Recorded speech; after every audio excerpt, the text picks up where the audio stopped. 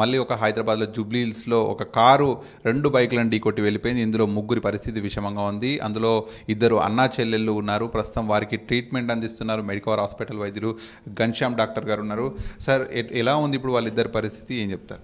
సుమారు నిన్న mid night పేషెంట్స్కి మన మెడికవర్ హాస్పిటల్కి తీసుకొచ్చారు అండ్ ఎర్లీ మార్నింగ్ ఐసీయూకి ట్రాన్స్ఫర్ చేశారు.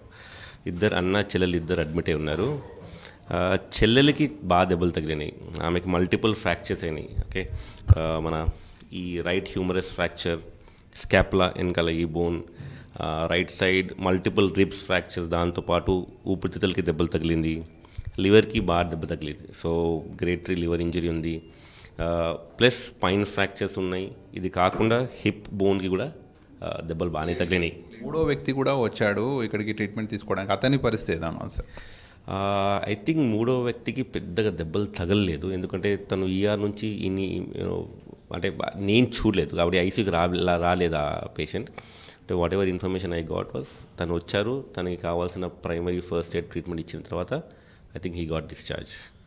ఇది డాక్టర్లు చెప్తున్నది. ఇద్దరి పరిస్థితి విషమంగా ఉంది. అందులో ఇద్దరు కూడా అన్నా చెల్లెలు. 3వ వ్యక్తికి కొంత ట్రీట్మెంట్ చేసుకొని కూడా వెళ్ళిపోయారు. మనం చూడొచ్చు car echo sports AP07CV3113 car. ఇది గుంటూరుకు చెందినటువంటి బిక్కి అశోక్కు చెందినటువంటి కారుగా చెప్తున్నారు.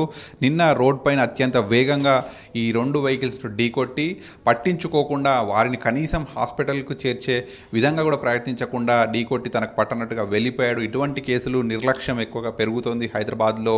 సో ఇటువంటివి తగ్గించాలి అనేటువంటిది డిమాండ్ చేస్తున్నారు. రోడ్ పైనే పోలీసింగ్ కావచ్చు, ఇవన్నీ కూడా పెంచాలి అనేది కూడా చెప్తున్నారు. అలాగే ఇట్లా ఢీకొట్టిపోయిన వాళ్ళకు కఠినమైనటువంటి శిక్షలు విధించాలనేది కూడా స్థానికులు ప్రజలంతా కూడా కోరుతున్నారు. వీడియో జర్నలిస్ట్ చందుతో కలిసి సాగిరెడ్డి, సాక్షి న్యూస్, హైదరాబాద్.